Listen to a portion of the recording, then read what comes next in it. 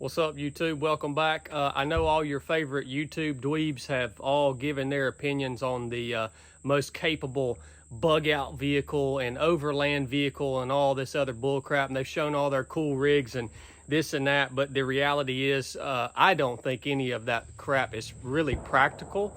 So I'm going to show you what I believe to be the most capable bug out or overland vehicle on earth. Excuse me, by the way, the redneck neighbors are having a shooting party. Here it is. Without further ado, let me tilt this thing up. That's it right there. A lot of you guys have asked questions about this rig, and I'm going to go over it with you today, how I got it set up, why I think it's so capable, why I think it's so practical.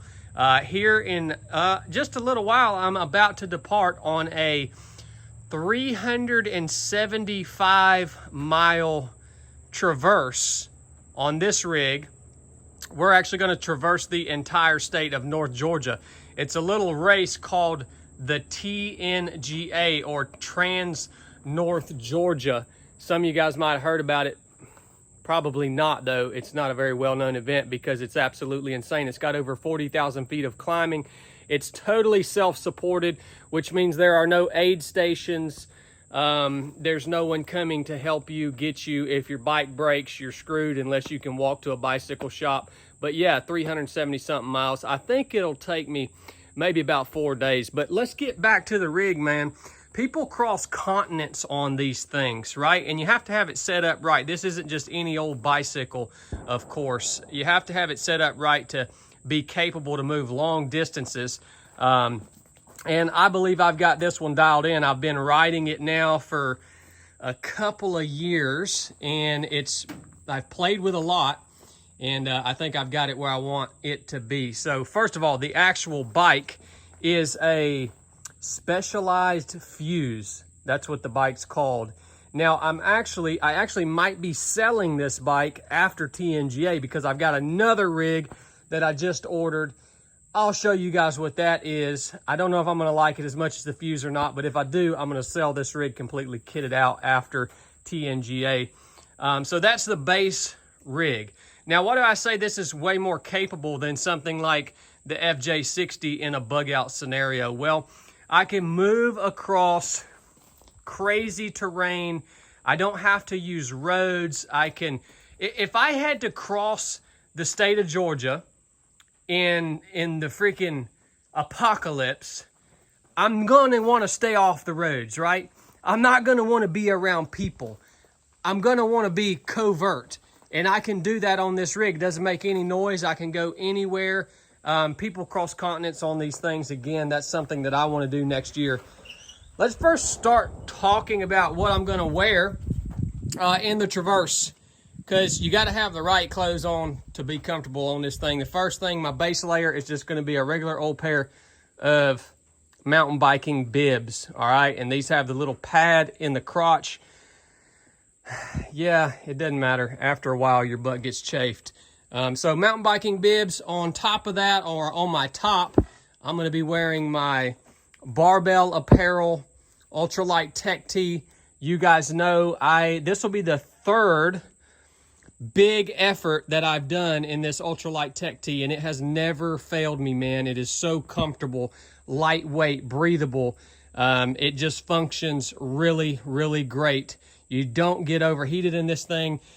And then I will probably have, on top of my bibs, I'll probably have on a pair of Barbell Ranger shorts or Phantom shorts, just so I've got big pockets with zip closures, and it gives me the ability to stuff trash in those pockets to, carry snacks or whatever. You guys know we've used Barbell. We've used this stuff to the max, and they have been amazing partners with us here at 307 Project for a long time now. They allow us to do a lot of the things that we do here on the channel, and a lot of the content we bring to you is thankfully because of them. So let's start talking about the bike here.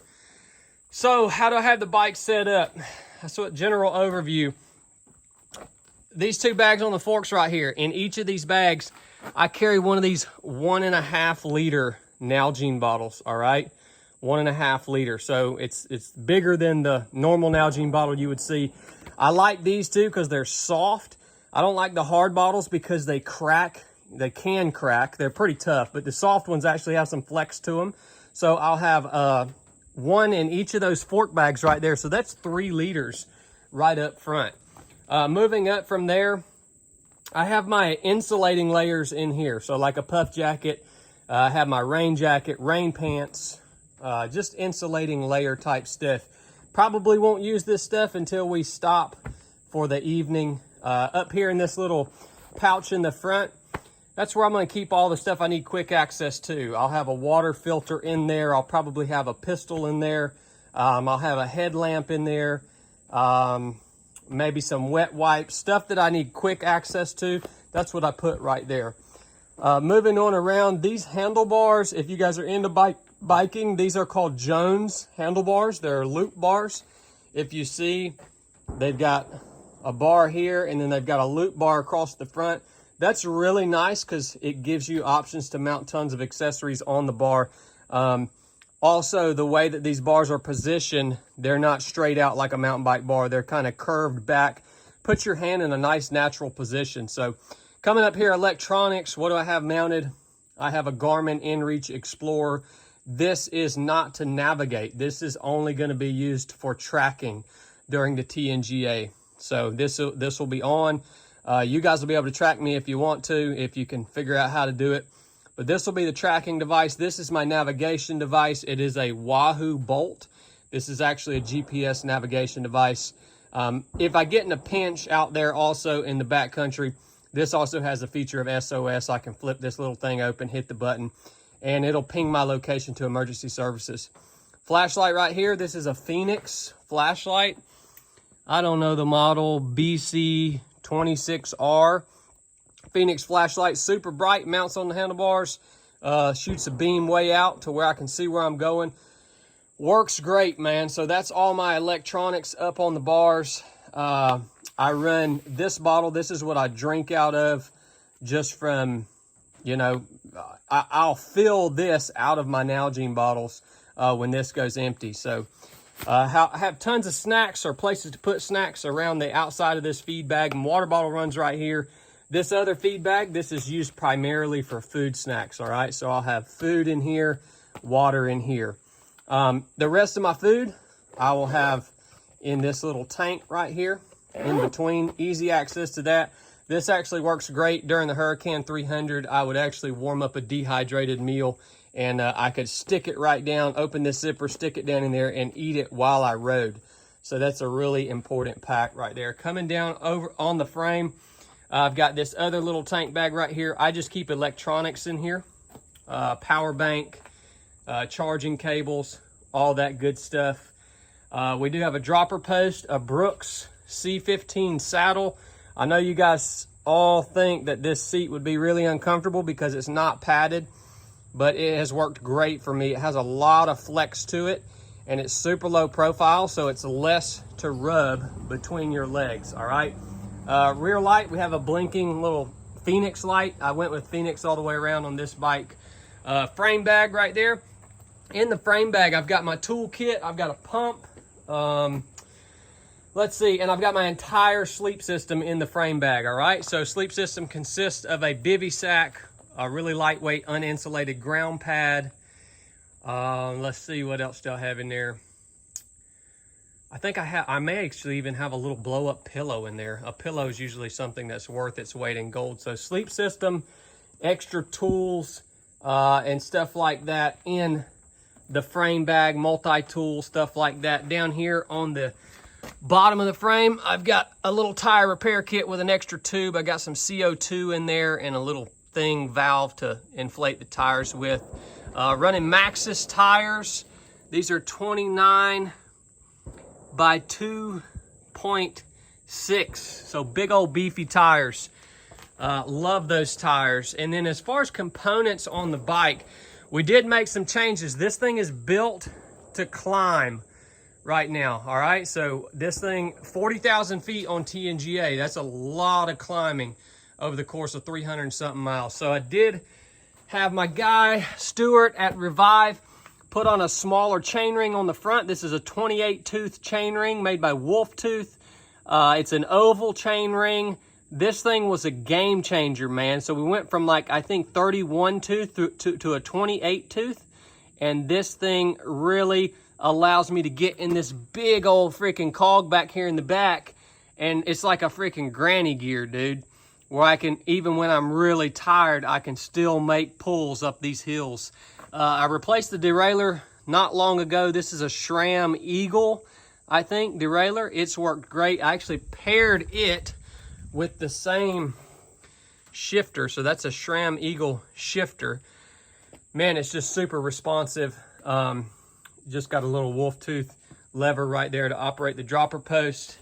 Stuart also put on new rotors, new brake pads, checked everything out on the bike to make sure it was good for this long pull that we got coming up. Let me tell you, man, if you're not a fat, lazy turd, you can cross a lot of country on a rig like this. And it has everything you need. It's self-contained. This is probably my favorite form of movement, is actually riding this rig. You guys know that I'm primarily a runner, but yeah, you can cover so much ground on this rig and it doesn't beat you up like running does. I mean, we're looking at probably covering 110 to 120 miles a day in extremely hard terrain. And a lot of you guys will argue with me about this being the most capable overland vehicle.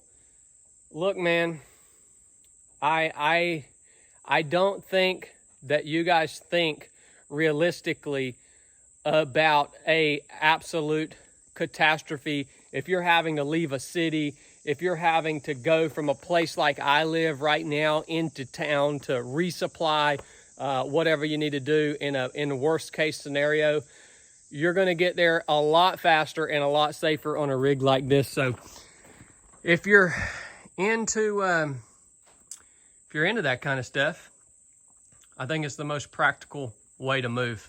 But that's the rig. I'll carry a GoPro with me out on TNGA, and I'll let you guys kind of be with me along the ride. I'll check in with you a couple times a day. I don't think that I missed anything. I try to keep it very simple. One thing I did remove was the big bag that goes back here on the seat post. You guys have seen them big nasty bags. I've got one that's like 15-liter carrying capacity, but man, that thing gets really heavy. And because TNGA is in August down here in Georgia, you don't have to pack as much cold weather gear, right? So I get to save a lot of space because it's going to be really warm during this race, which is a blessing. When it's cold, obviously you have to have more room because cold gear gets really, really bulky. It's going to be fun. It's going to freaking hurt.